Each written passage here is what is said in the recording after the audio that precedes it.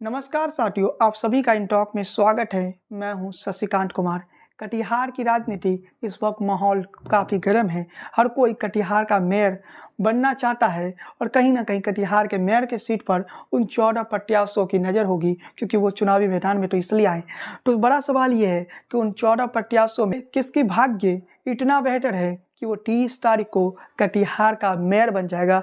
राजनीति में कहते हैं भाग्य के साथ मेहनत भी काम आता है। सभी प्रत्याशी अपनी अपनी तरीके से मेहनत भी कर रहे हैं, लेकिन जीतेगा तो कोई एक ही। आज हम आपको टॉप 4 भी बताएंगे और लास्ट में जब वीडियो का एंड करेंगे तब आपको ये भी बता देंगे कि इस प्रत्याशी के जीतने की संभावना है। इसलिए पहले बोल देते हैं, इस वीडियो को पूरा देखिए, एंड तक देखिए, तभी आप समझ पाइएगा कि कटिहार नगर निगम किसका होगा, कौन बनेगी कटिहार नगर निगम की अगला मेयर। तो सबसे पहले आपको बताते हैं उन 14 प्रत्याशियों के नाम, जो 14 प्रत्याशी चुनावी मैदान में खड़ी है। तो एक एक करके आप स्क्रीन पर उन 14 प्रत्याशियों का नाम देख सकते हैं। लेकिन चलिए साथियों, हम अपने टॉप 4 बताने से पहले कटिहार नगर निगम के वास्तविक परिस्थिति आपको बता देते हैं। कटिहार के जो मुख्य समस्या है, जो कटिहार में चुनावी मुद्दा है, उस पर भी हम बात करेंगे। लेकिन कटिहार नगर निगम की क्या समस्या है उस पर आपको बताते हैं। 14 प्रत्याशी के नाम स्क्रीन पर दिख रहा है, आप देख सकते हैं। तो कटिहार नगर निगम की पहली जो समस्या है वो ये है कि कटिहार नगर निगम में ये कहाँ जा रहा है। कटिहार नगर निगम की जो पहली समस्या है वो ये है कि कटिहार नगर निगम की परिस्थिति ऐसी है कि आप कह नहीं सकते ये नगर निगम का क्षेत्र है। कूड़ा पड़ा रहता है कटिहार नगर निगम के क्षेत्र में। मुख्य बाजार भी जाइएगा तो वहाँ भी कूड़े दिखेगा आपको। तो कटिहार को आप नगर निगम नहीं कह सकते हैं। कटिहार में प्रदूषण का मात्रा सबसे ज़्यादा है और कटिहार में जितनी प्रदूषण की मात्रा है उतना कहीं नहीं है। कटिहार की परिस्थिति अगर आप देखेंगे तो कटिहार वो जगह है जहाँ की स्थिति इतना ज़्यादा खराब है, आप कह सकते हैं प्रदूषण के अलावा ये कटिहार देश का सबसे गंदा शहर है। तो कटिहार की स्थिति को आप बेहतर नहीं कह सकते। कटिहार को आप ये नहीं कह सकते कि कटिहार एक ऐसा जगह है जहां सब कुछ बेहतर हो। कटिहार की बात करें, इस बार चुनावी मुद्दा भी पब्लिक टॉयलेट बन जाती है, क्योंकि कटिहार में पब्लिक टॉयलेट की सुविधा आपको नहीं मिलेगी। तो कटिहार की राजनीति में ये सब मुद्दे हैं। इसके अलावा और भी कई मुद्दे। इस बार तो ज़्यादातर नेता पब्लिक टॉयलेट के मुद्दे पर चुनाव लड़ रही है। तो कटिहार में पिछले 75 सालों में आपको ऐसा लगेगा कि कटिहार जिले में कोई कटिहार नगर निगम क्षेत्रों में नगर निगम बने 2011 हुए हैं। 2011 में नगर निगम बना है, इससे इलेक्शन 2010 में हुई थी, लेकिन किसी कारणवश 2011 से नगर निगम बना, तब से लेकर अब तक कटिहार में आप देखेंगे तो किसी भी प्रकार की सुविधा में वृद्धि नहीं हुई है, जिससे आप ये कह सकते हैं कि कटिहार नगर निगम है। गंदगी का हर तरफ आपको गंदगी ही दिखेगा। यानी आप कह सकते हैं कि कटिहार नगर निगम क्षेत्र नगर निगम कहलाने की स्थिति में नहीं है। लेकिन चलिए साथियों, हम अपने टॉप 4 को बताते हैं कि वो टॉप 4 कौन से हो सकते हैं, टॉप 4 प्रत्याशी कौन होंगे। तो सबसे पहले हम शुरुआत करते हैं अशोक अग्रवाल से। अशोक अग्रवाल के बारे में कह सकते हैं कि उनकी एक राजनीतिक स्थिति उनकी बेहतर स्टेबल है कटिहार में। वो काफ़ी ज़्यादा कटिहार में चर्चित भी है, काफ़ी ज़्यादा लोकप्रिय हैं। तो अशोक अग्रवाल के बारे में ये कहा जाता है। पत्नी उषा देवी कटिहार नगर निगम में इलेक्शन लड़ रही है। तो अशोक अग्रवाल की पत्नी उषा देवी इस वक्त चुनावी मैदान में। तो कई लोग ये कह रहे हैं कि अशोक अग्रवाल नंबर 1 पे चल रहे हैं, लेकिन ये भी बताएंगे कि अशोक अग्रवाल नंबर 1 पर चल रहे हैं या नहीं, वो आगे बताएंगे। लेकिन अशोक अग्रवाल के बारे में एक और बात आपको बता देना चाहते हैं कि 2019 में जब वो इलेक्शन के मैदान में आए थे, लोकसभा के इलेक्शन मैदान में, तो वो निर्दलीय आए थे। उस समय जनता का एक भीड़ देखी गई और अशोक अग्रवाल के पक्ष में एक माहौल देखा गया। इस कारण से अशोक अग्रवाल के जीतने की उम्मीदें जताई जा रही है। लेकिन दूसरी ओर हम जब अशोक अग्रवाल को परिस्थिति देखते हैं, इस समय लोकल बॉडी इलेक्शन, इस वक्त की नगरीय चुनाव में अशोक अग्रवाल की स्थिति देखते हैं, तो ये कहने के लिए कहना पड़ेगा कि कुछ मोहल्लों में अशोक अग्रवाल नंबर 1 पे है, तो कुछ मोहल्ले ऐसे भी हैं जहां अशोक अग्रवाल नंबर 1 पे नहीं है। इस कारण से अशोक अग्रवाल की परिस्थिति पर हम यही कहेंगे, अशोक अग्रवाल के बारे में यही कहेंगे। थोड़ा देर में हम आपको डिटेल से बताएंगे कि अशोक अग्रवाल जीतेंगे या फिर नहीं, ये भी आपको बताएंगे। लेकिन उनकी पत्नी उषा देवी अग्रवाल चुनावी मैदान में है और अशोक अग्रवाल कहीं ना कहीं इस वक्त लोग कह रहे हैं कि वो नंबर 1 पे चल रहे हैं। अशोक अग्रवाल के पास में ये भी है कि उनका एक कोर वोटर है, उनका एक कोर वोटर बना हुआ, उनका एक एक वर्ग है जो अशोक अग्रवाल के साथ खड़ा है, और वो वर्ग अशोक अग्रवाल से कहीं जाने वाला भी नहीं है। वो अशोक अग्रवाल को मसीहा मानता है, वो अशोक अग्रवाल को एक बड़ा नेता मानता है। लेकिन अशोक अग्रवाल का एक वर्ग बना हुआ है, एक वोट बैंक बना हुआ है। इसी वोट बैंक पर अशोक अग्रवाल ये दावे कर रहे हैं कि वो जीतेंगे, और अशोक अग्रवाल के समर्थक भी कह रहे हैं कि अशोक अग्रवाल कटिहार के मेयर बन चुके हैं। लेकिन दूसरी तरफ हम जाते हैं साथियों, और दूसरे नंबर पर जो प्रत्याशी है वो है विजय सिंह। विजय सिंह की पत्नी प्रेमलता देवी चुनावी मैदान में खड़ी है, और प्रेमलता देवी की बात करें तो उन्हें कटिहार की जनता ने अब तक काम करते नहीं देखा है। लेकिन प्रेमलता देवी की पति विजय सिंह को इससे पहले कटिहार की जनता ने 9.5 साल मेयर पद पे रखा। उस समय तो मेयर का जो पद का चुनाव होता था वो जनता द्वारा नहीं होता था, आप कह सकते थे खरीद फरोख्त के मेयर बन जाते थे। लेकिन पहली बार विजय सिंह के लिए परीक्षा है कि वो कटिहार की जनता का विश्वास कैसे जीतेंगे। विजय सिंह के खिलाफ एक बात जा रही है, उनके अगेंस्ट में काफ़ी चीज़ें जा रही है। वो जब 9.5 साल मेयर रहे तो उन्होंने कोई खास बदलाव कटिहार नगर निगम क्षेत्र में नहीं लाया, और लोग कह रहे हैं इस कारण से विजय सिंह हार सकते हैं। विजय सिंह के भी एक वोट बैंक बना हुआ है, और वो वोट बैंक विजय सिंह के साथ बना रहेगा। इस वक्त देखें तो विजय सिंह के खिलाफ कई चीज़ें जा रही, 500 करोड़ का घोटाला हो गया, और ये घोटाला इतना बड़ा घोटाला कहा जा रहा है, कटिहार में एक बड़ा घोटाला है। जमीन घोटाला की बात करें तो इस कारण से विजय सिंह के खिलाफ जा रहा है। लेकिन अभी भी विजय सिंह लड़ाई में बने हुए हैं, और विजय सिंह ने यह भी कहा कि उन्होंने कोई घोटाला नहीं किया। ये सब राजनीतिक के तौर पे ये राजनीतिक आरोप है। आरोप प्रत्यारोप तो राजनीति में चलता रहता है। लेकिन तीसरे नाम की ओर हम बढ़ते हैं। तीसरा नाम समेंद्र कुणाल का आता है। समेंद्र कुणाल के बारे में ये कह सकते हैं आप कि समेंद्र कुणाल एक ऐसा चेहरा है जिसे कटिहार की जनता ने अब तक किसी पद पर नहीं देखा। समेंद्र कुणाल की पत्नी रेशमी कुणाल चुनावी मैदान में खड़ी है, तो लोग कह रहे हैं कि रेशमी कुणाल इस वक्त मजबूत कैंडिडेट के तौर पे चुनावी मैदान में है। और रेशमी कुणाल के बारे में यह भी कहा जा सकता है कि उनका एक नकारात्मक छवि नहीं बना हुआ है। के बारे में कह सकते हैं कि समेंद्र कुणाल इस वक्त कोई पद पे नहीं है, इस कारण से उनका जो पक्ष है इस वक्त मजबूत है। इससे पहले जो हम बात कर रहे हैं विजय सिंह की, तो वो पद पे रहे अशोक अग्रवाल MLC है। इसके अलावा एक और प्रत्याशी का नाम हम लेंगे थोड़ी देर में, वो प्रत्याशी भी इससे पहले पद पर रहे हैं। इस कारण प्रत्याशियों के साथ एक नकारात्मक चीज़ें जारी है, जबकि समेंद्र कुणाल के साथ ये सब चीज़ें नहीं जारी है। समेंद्र कुणाल कटिहार की राजनीति में एक सरप्राइज दे सकते हैं, लोगों को एक ऐसी सरप्राइज मिल सकती है कि समेंद्र कुणाल, लोग शायद सोचेंगे ये चौथे या 5वें नंबर के खिलाड़ी है।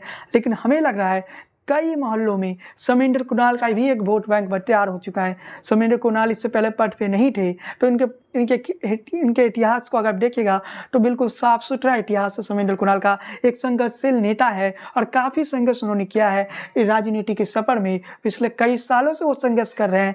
लेकिन आप कह सकते हैं कि समेंद्र कुणाल एक नेता के तौर पर स्टेबल हो रहे हैं, और कहीं ना कहीं समेंद्र कुणाल को उसका इनाम इस वक्त जनता की तरफ से मिल सकती है, और जनता हो सकता है इस पर समेंद्र कुणाल को अवसर दे दे। लेकिन किसे अवसर देगी ये तो बताएंगे। आगे बढ़ते हैं, चौथे नाम की ओर बढ़ते हैं। चौथा नाम है राम प्रकाश महतो। प्रोफेसर राम प्रकाश महतो जो बिहार सरकार के पूर्व शिक्षा मंत्री रह चुके हैं, 3 बार विधायक रह चुके हैं। तो राम प्रकाश महतो के साथ क्या प्रश्न जा रहा है और राम प्रकाश महतो के खिलाफ क्या चीज़ें जा रही है, उस पर बात करते हैं। राम प्रकाश महतो के बारे में ये कहा जा सकता है कि उनका एक कोर वोटर बना हुआ है। वो वोटर उनसे नहीं खिसकेगा, वो वोटर राम प्रकाश को पसंद करता है तो राम प्रकाश महतो के साथ ही जाएगा। राम प्रकाश का एक अलग तरीके का वोटर है, शिक्षा जगत से आते हैं, वो प्रोफेसर हैं। राम प्रकाश को आप एक बड़ा नेता कह सकते। राम प्रकाश महतो कटिहार में एक बड़ा नेता है।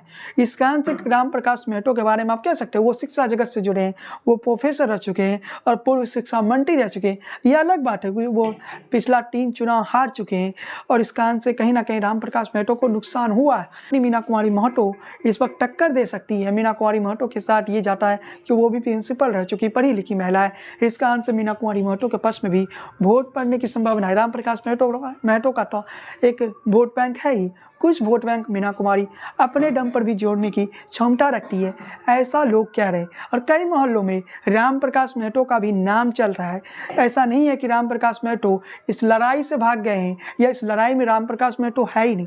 कई मोहल्लों में राम प्रकाश महतो भी इस लड़ाई में है, और ऐसा हम कह सकते हैं। तो आपको हमने 4 नाम बता दिया। इन्हीं 4 नामों के बीच असली टक्कर है। जो 14 प्रत्याशी खड़े हैं हो सकता है उसमें से कोई एक प्रत्याशी सरप्राइज दे दे, 5वें या 6ठे नंबर पर आ जाए, लेकिन या दूसरे नंबर पर भी आ जाए। लेकिन जो संभावनाएं दिख रही है कटिहार में, इन्हीं 4 नामों की और कटिहार की राजनीति घूम रही है। वो नाम मैं एक बार फिर से बता देना चाहता हूँ।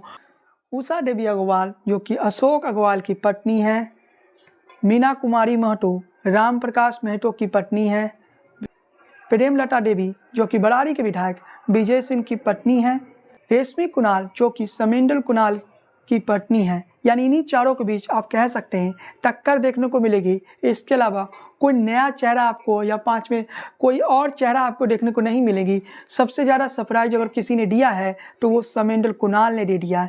समेंडल कुणाल एक ऐसा चेहरा है जिनका कोई खास वोट बैंक आज से पहले, इस चुनाव से पहले नहीं था, लेकिन ये चुनाव जब 30 तारीख को नतीजे आएंगे तब देखिएगा एक नया समेंडल कुणाल आप देखिएगा। जो उतने सालों से उन्होंने संघर्ष किया, उस संघर्ष का इनाम अब जनता उन्हें देने जा रही है। ये आप कह सकते हैं कई मोहल्लों में ऐसी परिस्थिति आ गई है जहां समेंडल कुणाल नंबर 1 पे चल रहे हैं।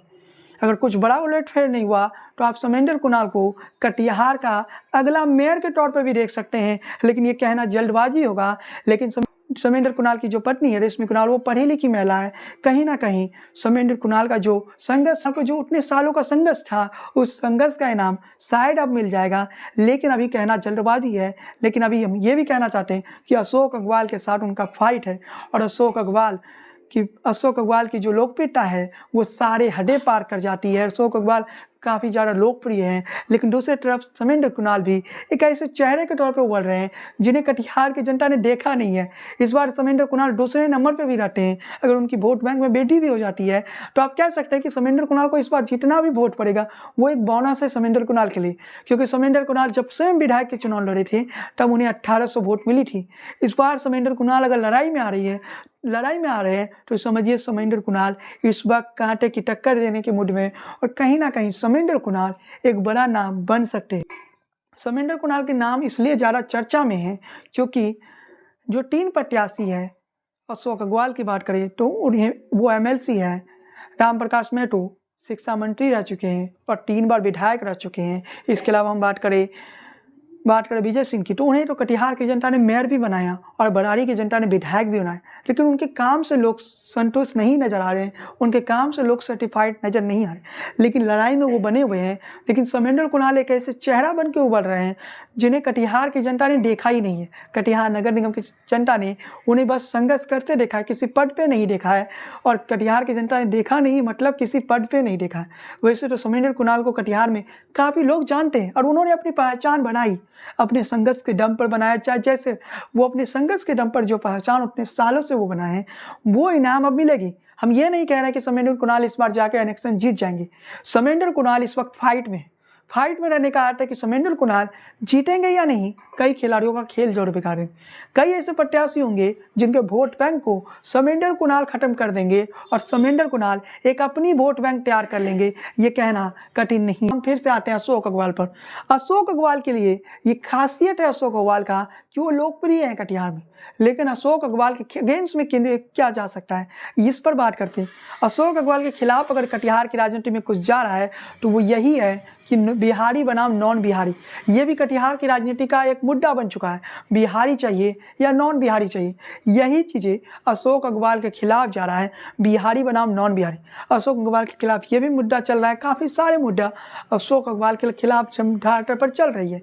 धनबल बनाम संघर्षशील नेता चाहिए या धनबल चाहिए, ये सब भी, क्योंकि अशोक अग्रवाल कटिहार में काफ़ी धनी भी माने जाते हैं, तो ये भी एक मुद्दा चल रहा है कि हम एक धनबल नेता को चुने या एक संघर्षशील नेता को चुने। ये मुद्दा समेंडल कुणाल बना रहे हैं, इसलिए समेंडल कुणाल इस वक्त मजबूती से दिख रहे हैं। वहीं बात करें तो जो प्रत्याशी अशोक अग्रवाल के खिलाफ लड़ रहे हैं उनका एक ही मुद्दा है, बिहारी बनाम नॉन बिहारी।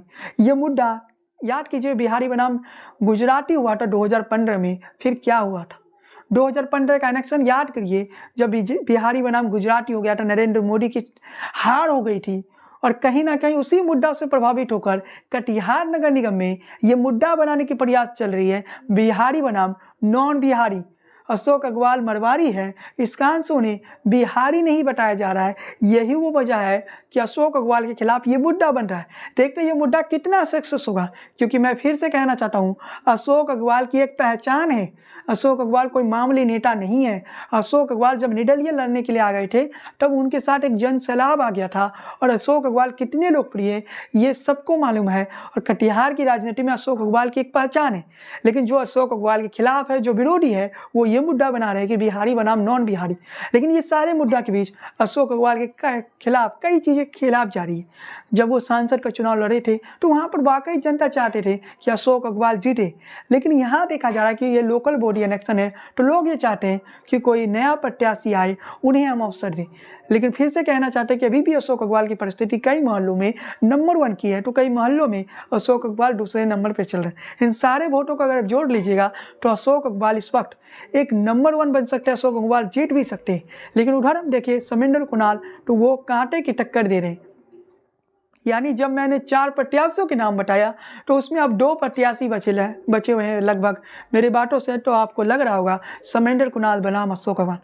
किसी ने यह कल्पना तक नहीं की थी आज से 1 या 2 महीना पहले ऐसी लड़ाई देखने को मिलेगी। रेशमी कुणाल एक तरफ होगी और दूसरी तरफ होगी उषा देवी अग्रवाल। आज से पहले शायद ये कल्पना आपने भी नहीं की होगी, लेकिन परिस्थिति ग्राउंड की यही है, धरातल की यही है, वहाँ पर यही देखने को मिल रही है। जो लोग अशोक अग्रवाल के खिलाफ है वो कह रहे हैं कि मछली छाप में वोट दे देंगे, लेकिन मछली छाप का मतलब है समेंदर कुणाल की पत्नी रेशमी कुणाल का चुनाव चिन्ह है, चुनावी सिंबल है। तो रेशमी कुणाल की तरफ लोगों का रुख दिख रहा है। लोग ये कह रहे हैं कि भले वो ना जीते, रेशमी कुणाल नहीं जीते, समेंदर कुणाल नहीं जीते, लेकिन हमारे पास एक विकल्प तो आया है, नया विकल्प है, इसे मौका देते।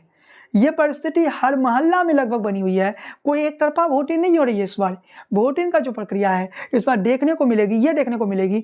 मुस्लिम वोटों पर हम आते हैं, मुस्लिम वोटर किधर जाएगी? अशोक अग्रवाल की छवि मुस्लिम वोटरों के बीच अच्छा है, लेकिन मुस्लिम वोटर किधर जाएगा, इस पर भी हम आएंगे।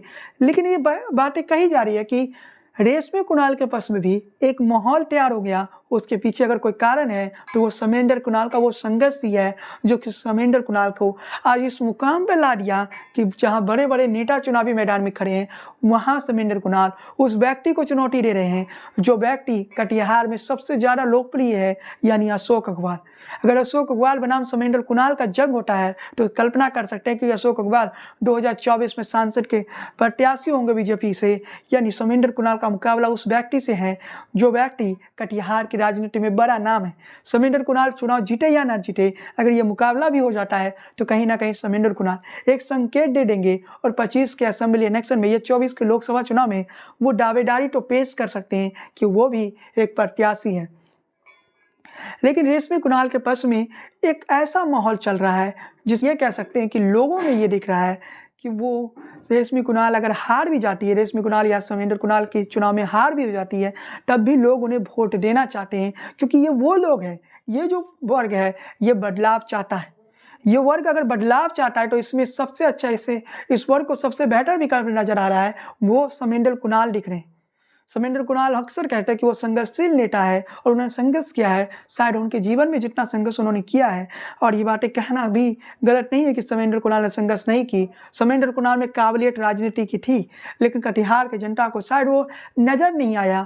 वो अब दिखने लगा है कि समेंदर कुणाल अब कटिहार की जनता को नजर आने लगी। अगर अशोक अग्रवाल इस बार चुनावी मैदान में नहीं होते तो ये चुनाव समेंदर कुणाल जीत जाते। ये भी जान लीजिए, अगर अशोक अग्रवाल चुनावी मैदान में खड़े नहीं होते तो आज में हम इस वीडियो में ये कह सकते थे कि समेंदर कुणाल ये इलेक्शन जीत जाएंगे। लेकिन समेंदर कुणाल का जंग अशोक अग्रवाल से सीधा हो रहा है, तो समझ सकते हैं कि समेंदर कुणाल इसके बावजूद भी, अशोक अग्रवाल इतने लोकप्रिय होने के बाद भी समेंदर कुणाल दूसरे नंबर पर भी आ जाते हैं। तो कहना पड़ेगा कि समेंदर का कोई कोल वोटर नहीं था, उनका कोई वोट बैंक नहीं था जो अशोक अग्रवाल के साथ था, जो राम प्रकाश महतो के साथ था, जो विजय सिंह के था।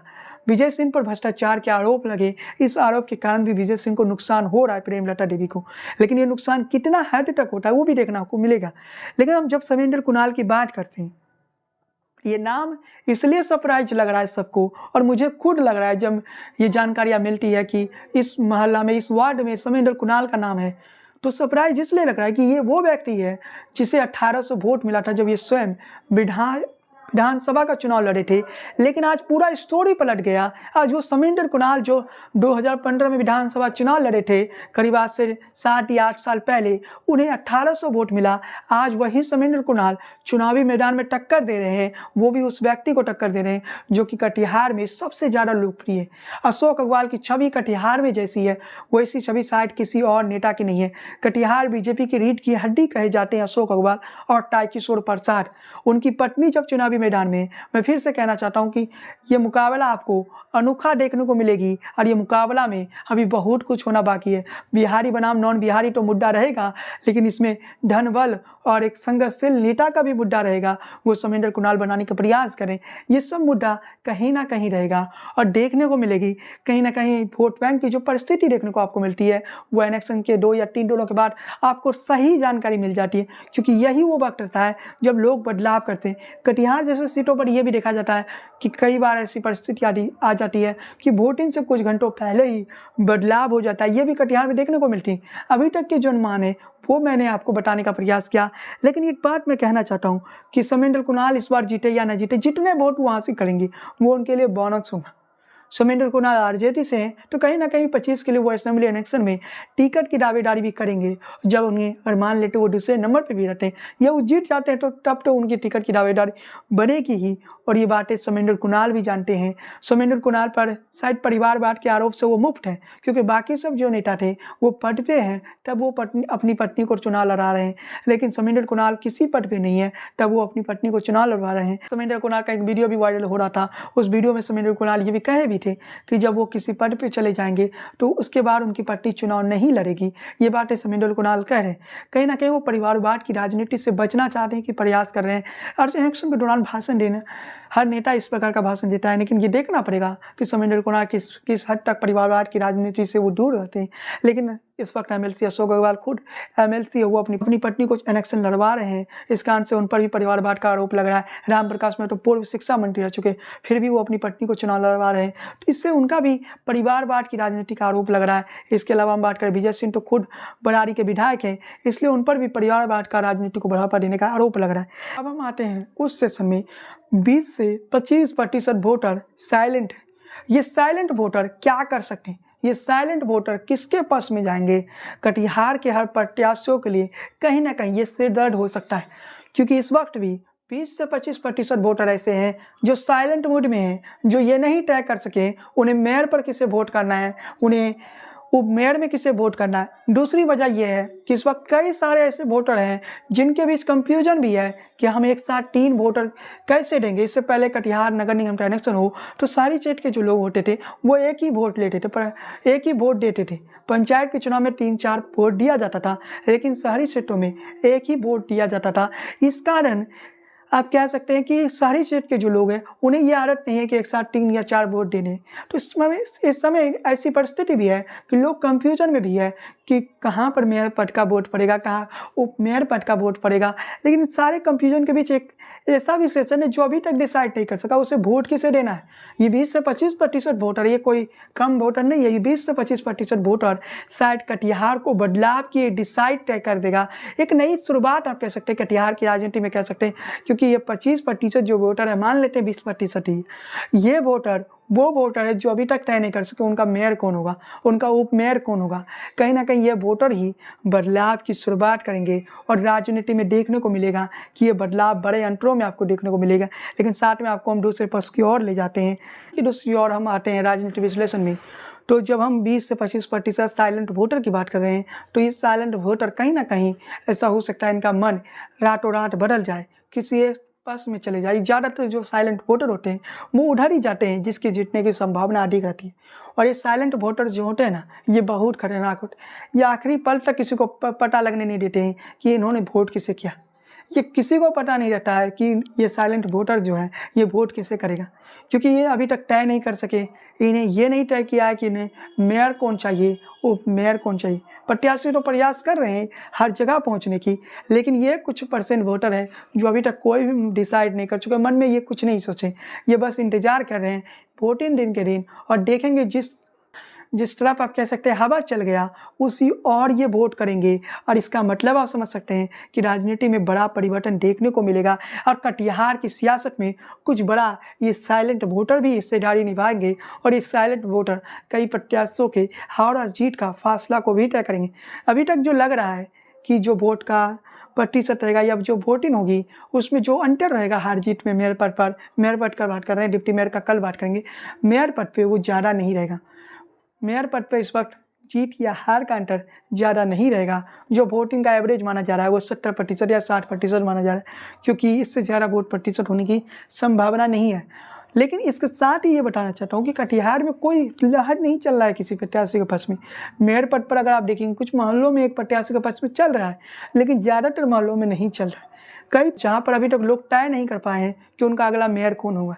तो ये सब बातें जब सामने आएगी ना, तो चुनावी मैदान में पलटना, चुनावी परिस्थिति जो होगी वो काफ़ी पलट जाएगा। और फिर ये सवाल जरूर पूछेंगे कि कटिहार का मेयर अगला कौन बनेगा। इस सवाल का उत्तर मैं अभी क्लियर नहीं देना चाहता हूँ। मैंने सभी चीज़ों के बारे में बता दिया कि इस प्रत्याशी के पास में ये चीज़ें जा सकती है, प्रत्याशी के खिलाफ भी ये बातें जा सकती। लेकिन एक बात मैं फिर से कहना चाहता हूँ, 28 तारीख का इंतजार कीजिए। 28 तारीख के शाम को जब मतदान समाप्त हो जाएगी तब हमारा एग्जिट पोल आएगा, आप कह सकते हैं। उस दिन हम कह देंगे ये प्रत्याशी चुनावी मैदान में जीतने जा रहा है। और इन का अनुमान अक्सर सही होता है, तो निश्चित रहिए जिस दिन चुनावी नतीजा आने के 2 दिन पहले, चुनावी नतीजा आने के 2 दिन पहले आप जान जाएंगे कटिहार का अगला मेयर कौन बनेगा। अभी मैंने इशारों में प्रयास किया आपको बताने का ग्राउंड पर परिस्थिति कैसा है। ग्राउंड की जो स्थिति है वो बिल्कुल ही अलग है। जैसा आपको बताया जा रहा है वैसा नहीं है। जैसे सोशल मीडिया के जरिए कुछ प्रत्याशी ये माहौल बनाने में लगे कि इस प्रत्याशी की जीत हो गई, ऐसा माहौल सब बनाएंगे। लेकिन असल कहानी ये है कि 20 से 25% साइलेंट वोटर है। कई परसेंट ऐसे वोटरों की संख्या है जो कंफ्यूजन में है, जिन्हें ये पता नहीं है कि वो वोट किसे करेंगे। कहीं ना कहीं ये बातें तय हो गई है और ये बातें होनी है कि ये बातें आपको लगने लगेगी कि इस बार का जो इलेक्शन है काफ़ी सारे ऐसे वोट भी जाएंगे जो व्यक्त हो जाएंगे, क्योंकि लोग कंफ्यूजन में हैं। लोगों को समझ में नहीं आ रहा है कि 3 वोट एक साथ हम कैसे डालेंगे। ये सारे चीज़ें कहीं ना कहीं किसी एक प्रत्याशी के पक्ष में माहौल नहीं दिखाता है और किसी एक प्रत्याशी के पक्ष में अभी कटिहार में माहौल भी नहीं है। समेंद्र कुणाल सबसे चौंकाने वाले नतीजा आपको देंगे। राम प्रकाश महतो टक्कर से बाहर नहीं है। कई लोग ये मान चुके थे कि राम प्रकाश टक्कर में नहीं है, लेकिन मैंने उन्हीं लोगों का जिक्र किया जो टक्कर में है। ना राम प्रकाश महतो टक्कर से बाहर है, ना ही फाइट से बाहर, ना ही टक्कर से बाहर विजय सिंह की पत्नी प्रेमलता देवी है, और ना ही राम प्रकाश महतो की पत्नी मीना कुमारी महतो है। इस वक्त इन चारों के बीच टक्कर चलेगा। फिर से मैं बता देना चाहता हूँ वो 4 नाम: अशोक अग्रवाल की पत्नी उषा देवी, राम प्रकाश महतो की पत्नी मीना कुमारी महतो, विजय सिंह की पत्नी प्रेमलता देवी, इसके अलावा समेंद्र कुणाल की पत्नी रेशमी कुणाल। समेंद्र कुणाल का जब मैंने नाम लिया था तो कई लोग सरप्राइज हो जाएंगे। ये वो नाम है जो कटिहार की राजनीति में कुछ बड़ा धमाका तो कर देंगे। समेंद्र कुणाल फाइट में है या फिर समेंद्र कुणाल एक इतिहास रच देंगे। वो इतिहास रच सकते हैं, उनके पास अवसर है और हो सकता है कि समेंद्र कुणाल इतिहास रच दे और वो कटिहार के मेयर के पद पे पहुंच जाए, क्योंकि समेंद्र कुणाल के पक्ष में भी एक माहौल है। मुस्लिम वोटों पर हम आते हैं, मुस्लिम वोट किधर जाएगा। मुस्लिम वोटों पर जब हम आते हैं तो ये देखना पड़ेगा कि मुस्लिम वोटरों का इस बार बिखराव हो सकता है, ऐसा कुछ लोग कह रहे हैं। लेकिन मुस्लिम वोटों का बिखराव इस बार नहीं होगा, मुस्लिम वोट एकजुट होकर जाएगा। हाँ, ये बात अलग है कि अशोक अग्रवाल का जो छवि है वो भारतीय जनता पार्टी के नेता भले हैं, लेकिन उनकी छवि एंटी मुस्लिम की नहीं है। मुस्लिम भी उतना ही चाहते हैं जितना हिंदू चाहते हैं, यानी अशोक अग्रवाल को मुस्लिम वोट मिलेगा ये कहना गलत नहीं है। अशोक अग्रवाल के पास में मुस्लिम वोटर है, लेकिन कितना % अशोक अग्रवाल को जाता है ये भी एक सवाल निशान है, क्योंकि अशोक अग्रवाल है तो बीजेपी से ही, लेकिन अशोक अग्रवाल के खिलाफ बोला जाता है वो एंटी मुस्लिम नहीं है, उन्हें मुस्लिम पसंद करते हैं। और अशोक अग्रवाल के समर्थन में काफ़ी सारे मुस्लिम वोटर है भी, वो अशोक अग्रवाल के खिलाफ नहीं जाना चाहते। बीजेपी के खिलाफ वो जोड़ होंगे, लेकिन अशोक अग्रवाल के खिलाफ नहीं है। वही दूसरी ओर जब हम देखते हैं मुस्लिम वोटों की, तो कुछ लोग कह रहे हैं कि कुछ मुस्लिम वोटर राम प्रकाश महतो के पक्ष में चले जाएगा, कुछ विजय सिंह के पक्ष में चले जाएगा। और मान लेते हैं कि यहाँ पर बीजेपी और आरजेडी हो जाए या बीजेपी और कांग्रेस हो जाए, ऐसे पार्टी आधारित चुनाव कटिहार नगर निगम में नहीं होता है। अगर मान लेते हो ऐसी चुनाव हो जाए कि बीजेपी पार्टी आधारित चुनाव हो जाए, तब ऐसी परिस्थिति आपको देखने को मिलेगी कि मुस्लिम वोटर उसी को वोट करेगा जो अशोक अग्रवाल को हरा सके।